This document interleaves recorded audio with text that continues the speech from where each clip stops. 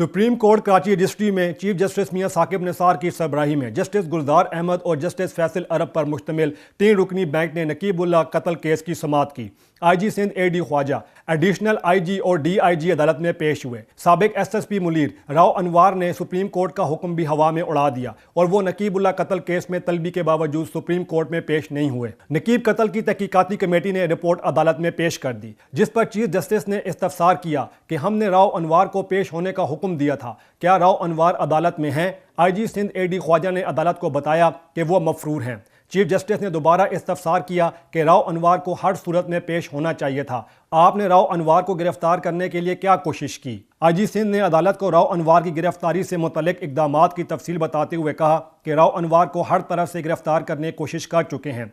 जब तक राव अनवार इस्लामाबाद में थे, मुकदमा दर्ज नहीं हुआ। चीफ जस्टिस ने एविएशन हकाम से इस्तफसार किया कि ये बताएं कि क्या निजी तैयारे में राव अनवार ने सफ़र तो नहीं किया। बताएं कि 15 दिन में राव अनवार ने बैरून मुल्क सफ़र किया कि नहीं।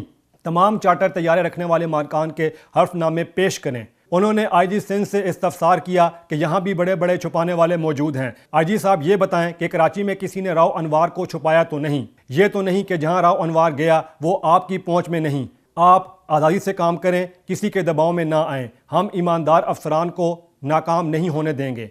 हमें बताएं आपको कितना वक्त चाहिए। IG सिंध ने कहा कि वो वक्त नहीं दे सकते, ताहम उनकी गिरफ्तारी के लिए हर मुमकिन कोशिश कर रहे हैं।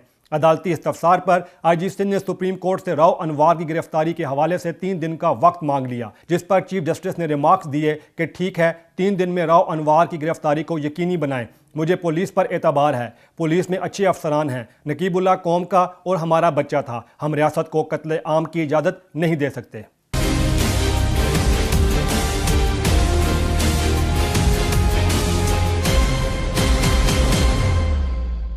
Please subscribe to Hums Up TV and hit the notification icon on the screen to get the latest updates of our channel.